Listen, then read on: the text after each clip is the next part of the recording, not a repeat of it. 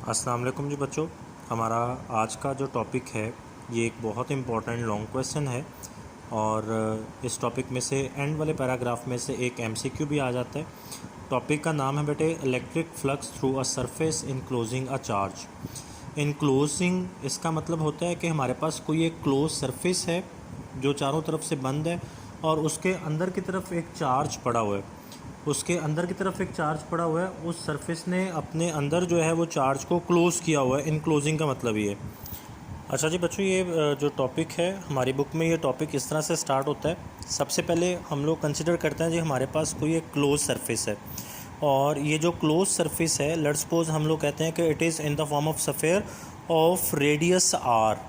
ये हमारे पास जो क्लोज सरफेस है वो एक सफ़ेयर की शक्ल में है और इसका रेडियस जो है ये आर के इक्वल है। और इस सफ़ेयर के बिल्कुल सेंटर में, जैसे कि आपको यहाँ पे भी नज़र आ रहा है, इसके बिल्कुल सेंटर में यहाँ पे जो है वो एक पॉइंट चार्ज पड़ा हुआ है जिसे प्लस क्यू से रिप्रेजेंट किया गया। तो इस सफ़ेयर के अंदर, इस क्लोज सरफेस के अंदर ये जो चार्ज क्यू पड़ा हुआ है, इस चार्ज की वजह से इस सफ़ेयर में से जो फ्लक्स है वो हम लोगों ने फाइंड करना है। अब बेटे हमारे पास फ्लक्स को लिखने की जो या फाइंड करने की जो इक्वेशन है ई डॉट ए। अब इस इक्वेशन को अप्लाई करने की मैंने आपसे कहा था कि दो कंडीशंस होती हैं। पहली कंडीशन तो ये है कि जो इलेक्ट्रिक इंटेंसिटी है, जो इलेक्ट्रिक फील्ड है, ये यूनिफॉर्म होनी चाहिए। दूसरी कंडीशन ये है कि हमारे पास जो एरिया है ये फ्लैट होना चाहिए। यहाँ पे अगर आप देखें इस सफ़ेयर की फॉर्म में, इस क्लोज सरफेस की सूरत में हमारे पास जो एरिया होगा वो फ्लैट नहीं है बल्कि कर्व है। तो इसका मतलब कि हम यहाँ पे ये वाली जो इक्वेशन है ये डायरेक्टली अप्लाई नहीं कर सकते। तो फिर बेटे जब हम इस इक्वेशन को डायरेक्टली अप्लाई नहीं कर सकते तो हम क्या करेंगे, हम पहले ऐसी कंडीशंस अप्लाई करेंगे कि इस इक्वेशन को वैलिड बनाया जा सके, इस इक्वेशन को अप्लाई किया जा सके। उसके लिए हम लोग क्या करते हैं कि ये जो हमारा सफ़ेयर है ना, हम इसके सरफेस एरिया को स्मॉल पैचेस के अंदर डिवाइड करते हैं। जैसे इसकी एग्जांपल मैं आपको देता हूँ कि जैसे आपके पास एक फ़ुटबॉल है। आप लोग देखते हैं कि फ़ुटबॉल अगर आप देखें तो उसकी जो सरफेस है वो फ्लैट नहीं है बल्कि कर्व सरफेस है और उसकी जो सरफेस है वो छोटे छोटे पैचेस से मिलकर बनी हुई है। तो बिल्कुल पैचेस का मतलब होता है छोटा सा हिस्सा। तो बिल्कुल इसी तरह ये जो हमारे पास सफ़ेयर है, हम इसकी सरफेस को छोटे छोटे पैचेस में डिवाइड कर लेंगे। और बेटे जब हम इसकी सरफेस को छोटे छोटे पैचेस में डिवाइड करेंगे तो हम कहेंगे कि जिन पैचेस में हमने इसकी सरफेस को डिवाइड किया है उनका सरफेस एरिया बिलतरतीब delta A1, delta A2, delta A3 and so on delta AN के इक्वल है।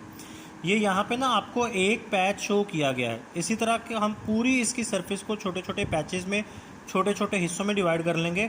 तो उनमें से हर पैच, हर हिस्से का जो सरफेस एरिया है वो मैंने आपसे कहा कि delta A1, delta A2, delta A3 and so on delta AN है।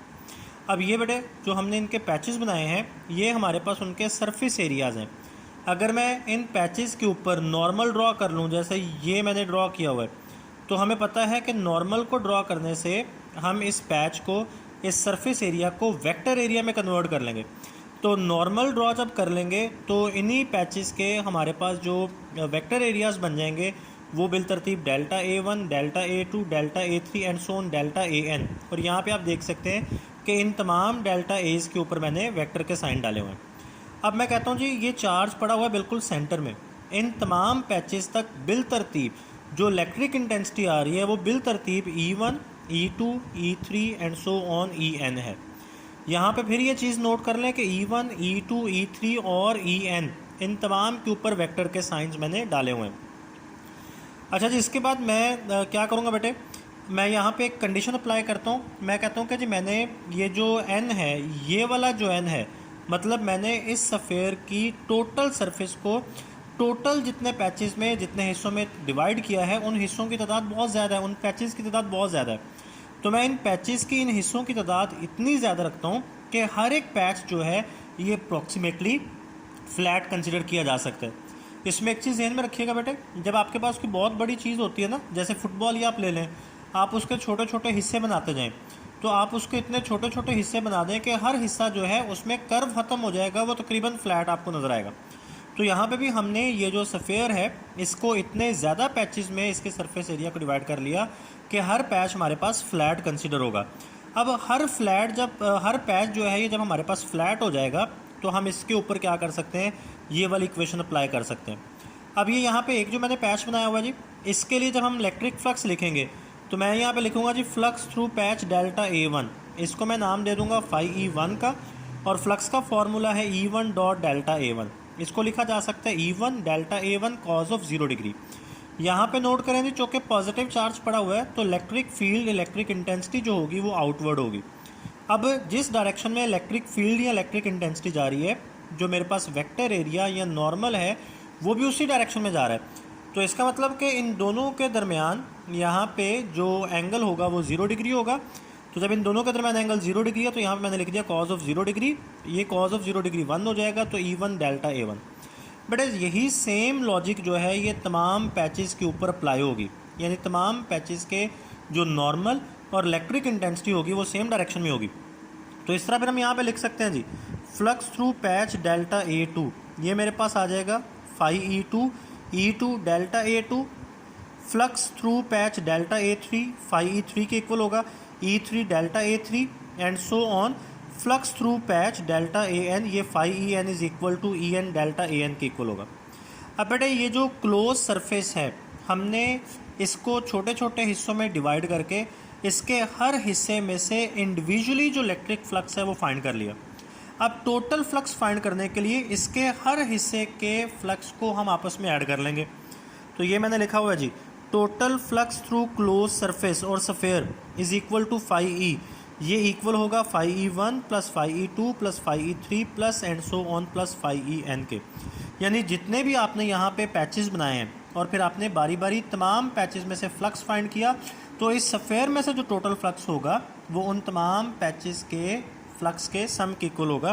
तो मैंने इनको यहाँ पे ऐड कर दिया। फिर जी मैंने phi E1, phi E2, phi E3 and so on phi EN की वैल्यूज पुट कर दी। E1 delta A1, E2 delta A2, E3 delta A3 and EN delta AN। अब यहाँ पे जी हमारी बुक में भी उसने लिखा है from spherical symmetry. Spherical symmetry का मतलब क्या है, इस डायग्राम से इसको अंडरस्टैंड करते हैं जी। स्फेरिकल सिमेट्री का मतलब क्या है, अगर आप गौर करें तो ये चार्ज पड़ा हुआ है जी बिल्कुल सेंटर में, और ये जो पैचेस बना रहे हैं ये इस सफ़ेयर की सरफेस पे बना रहे हैं। तो इसका मतलब कि तमाम पैचेस का सेंटर से जो डिस्टेंस होगा वो एक जितना होगा, तमाम पैचेस का सेंटर से जो डिस्टेंस होगा वो एक जितना होगा। तो इसका मतलब कि तमाम पैचेस का चार्ज से जो डिस्टेंस है वो सेम है, क्योंकि चार्ज सेंटर पे पड़ा हुआ है। तो इसका मतलब कि तमाम पैचेस तक जो इलेक्ट्रिक इंटेंसिटी आ रही है उस इलेक्ट्रिक इंटेंसिटी का मैग्नीट्यूड सेम होगा। तमाम पैचेस तक आने वाली इलेक्ट्रिक इंटेंसिटी की डायरेक्शन सेम नहीं होगी बच्चों, बल्कि तमाम पैचेस तक आने वाली इलेक्ट्रिक इंटेंसिटी का मैग्नीट्यूड सेम होगा। तो फिर आप यहाँ पे देख सकते हैं स्फेरिकल सिमेट्री में मैंने लिखा हुआ है E1 is equal to E2 is equal to E3 and so on EN is equal to E। अब यहाँ पे देख सकते हैं जी इनमें से किसी भी E के ऊपर मैंने वेक्टर का साइन नहीं डाला हुआ, जिसका मतलब कि मैंने जस्ट यहाँ पे इनके मैग्नीट्यूड्स को सेम किया हुआ है। और इसकी रीज़न क्या है, इसकी रीज़न ये है कि जो पैचेस हैं वो चूँकि सरफेस पे हैं और चार्ज सेंटर में पड़ा हुआ है, तो तमाम पैचेस का चार्ज से जो डिस्टेंस है वो सेम है। तो इलेक्ट्रिक इंटेंसिटी चूँकि डिस्टेंस पर डिपेंड करती है, तो इसका मतलब तमाम पैचेस तक सेम इंटेंसिटी या इंटेंसिटी इलेक्ट्रिक फील्ड का सेम मैग्नीट्यूड आ रहा होगा। अच्छा जी, अब जब आपने ये कह दिया कि तमाम पैचेस तक सेम इलेक्ट्रिक इंटेंसिटी आ रही है, तो आपने E1, E2, E3 and so on EN को E से रिप्लेस कर दिया। तो आप देख सकते हैं जी ये इक्वेशन मेरे पास बन जाएगी E delta A1 plus E delta A2 plus E delta A3 and so on plus E delta AN। अब इसमें से आप E को कॉमन ले रहे हैं तो बाकी सारे डेल्टा एज जो हैं वो ब्रैकेट में आके ऐड हो जाएंगे। अब देखें जी यहाँ पे E का फॉर्मूला इस्तेमाल किया गया 1/4πε0, जो कि K के इक्वल है Q/R²। और ये जो चीज़ ब्रैकेट में लिखी हुई है ये वाली, ये इस सारे को जब आप जो पैचेस आपने बनाए आप उन तमाम पैचेस के सरफेस एरियाज़ को ऐड करेंगे तो ये आपके पास सरफेस एरिया ऑफ सफ़ेयर बन जाएगा, जो कि हमारे पास इक्वल होता है 4πr²। अब बेटे आप E की वैल्यू और ये जो आपने पैचेस के एरियाज़ को ऐड करेंगे तो ये दोनों वैल्यूज़ जब आप इक्वेशन A में पुट करेंगे तो यही इक्वेशन आपके पास बन जाएगी phi E is equal to 1/4πε0 Q/R²। ये पूरी टर्म जो है ये E की जगह पे आ रही है और ये आ जाएगा बच्चों 4πr²। अब ये बेटे 4π इस 4π से कट जाएगा, ये R² इस R² से कट जाएगा, तो हमारे पास जो फ्लक्स रह जाएगा वो Q/ε0। अब यहाँ से बेटे हमें दो चीज़ें समझ लग रही हैं। नंबर एक, हमें समझ लगी कि जो फ्लक्स है that is directly proportional to the charge enclosed, कि आपने इस क्लोज सरफेस के अंदर कितना चार्ज रखा हुआ है, फ्लक्स उस पर डिपेंड करता है। अगर आप चार्ज ज़्यादा कर देंगे तो फ्लक्स ज़्यादा हो जाएगा, अगर आप चार्ज को कम रखेंगे तो फ्लक्स कम होगा। अच्छा, अब ये यहाँ पे एक और बड़ी इंपॉर्टेंट चीज़ जो हमारी बुक में उसने इसका जिक्र नहीं किया हुआ, लेकिन मेरे ख्याल से वो चीज़ बड़ी इंपॉर्टेंट है। ये बेटे जो यहाँ पे एप्सिलॉन नॉट आ रहा है ना, it represents the effect of the medium, it represents the effect of medium. यहाँ पे ना आप ज़रा बात गौर से सुनिएगा। ये बेटे हमने सेंटर में जो चार्ज रखा हुआ है, तो स्फेयर के अंदर बाकी जो है वो फ्री स्पेस है या वैक्यूम है, एयर भी हो सकती है, क्योंकि एयर की परमिटिविटी भी फ्री स्पेस या वैक्यूम की परमिटिविटी के करीब करीब है। तो इसी वजह से फ्लक्स के फॉर्मूला में यहाँ पे Q ओवर एप्सिलॉन नॉट आ रहा है। अगर यहाँ पे इस स्फेयर के अंदर मैंने फ्री स्पेस के अलावा कोई और मीडियम रखा होता जिसकी परमिटिविटी एप्सिलॉन होती, या जिसकी रिलेटिव परमिटिविटी एप्सिलॉन आर होती, तो फिर बेटे यहाँ पे एप्सिलॉन नॉट नहीं आना था, फिर यहाँ पे उस मीडियम की परमिटिविटी आनी थी। यानी इन दोनों बातों से मैं ये बात कह सकता हूँ, मैं ये रिज़ल्ट निकाल सकता हूँ कि बच्चों जो फ्लक्स है वो जहाँ पे चार्ज इनक्लोज्ड के ऊपर डिपेंड करता है, वो वहीं पे मीडियम के ऊपर भी डिपेंड करता है कि आपने उस क्लोज सरफेस के अंदर जो है चार्ज रखा हुआ है, चार्ज किस मीडियम के अंदर पड़ा हुआ है, क्योंकि मीडियम कुछ भी हो सकता है। ठीक है जी, तो ये मीडियम वाला इफेक्ट या मीडियम की बात भी बड़ी इंपॉर्टेंट है, और ये बात हमारी बुक में नहीं है, ये जस्ट आपको समझाने के लिए थी। अब इस टॉपिक का जो एंड वाला पैराग्राफ है, इसमें कहता है जी आप सपोज करें ये आपने वो स्फेयर कंसिडर किया हुआ है जिसके अंदर ये चार्ज क्यू पड़ा हुआ है। अब हमारे पास कोई एक आर्बिट्रेरी शेप क्लोज सरफेस है। आर्बिट्रेरी का मतलब होता है बेटा जिसे डिफाइन ना किया जा सके, और ये arbitrary shape close surface S जो है ये इस स्फेयर को इनक्लोज कर लेती है। मतलब ये इस सरफेस के अंदर पूरा स्फेयर ही आ गया जिसके अंदर चार्ज पड़ा हुआ है। तो अब ये इलेक्ट्रिक फील्ड लाइंस मैंने ड्रॉ की हुई हैं, तो आप देख सकते हैं जी जितनी इलेक्ट्रिक फील्ड लाइंस इस स्फेयर में से बाहर निकल रही हैं, एग्जैक्ट उतनी इलेक्ट्रिक फील्ड लाइंस इस आर्बिट्रेरी शेप क्लोज सरफेस में से बाहर निकल रही हैं। तो इसका मतलब ये होगा बेटे कि जितना फ्लक्स इस क्लोज सरफेस में से है, उतना ही स्फेयर में से है, उतना ही फ्लक्स इस आर्बिट्रेरी शेप सरफेस में से होगा। तो स्फेयर और जो हमारे पास सरफेस एस है, दोनों में से जो फ्लक्स है वो सेम है। तो इसका मतलब हम लोग कह सकते हैं कि फ्लक्स जो है वो ज्योमेट्री या shape of the close surface पे डिपेंड नहीं करता, बल्कि वो डिपेंड करता है on the amount of charge enclosed by the surface. तो फिर बच्चों हम कहेंगे कि जी इस स्फेयर की जगह पे अगर यहाँ पे आप कोई ट्रायंगल रख देते लेकिन उसके अंदर चार्ज क्यों होता, अगर आप इस स्फेयर की जगह पे कोई रेक्टेंगल रख देते, कोई स्क्वायर रख देते, लेकिन उन दोनों के अंदर चार्ज यही होता, तो इसका मतलब फिर उन शेप्स में से भी जो फ्लक्स होना था वो सेम वही होना था जो कि हमारे पास इस स्फेयर में से आ रहा है। ठीक है बच्चों, ये बड़ा इंपॉर्टेंट लॉन्ग क्वेश्चन है, उम्मीद है आप लोगों को समझ आ गई होगी। अल्लाह।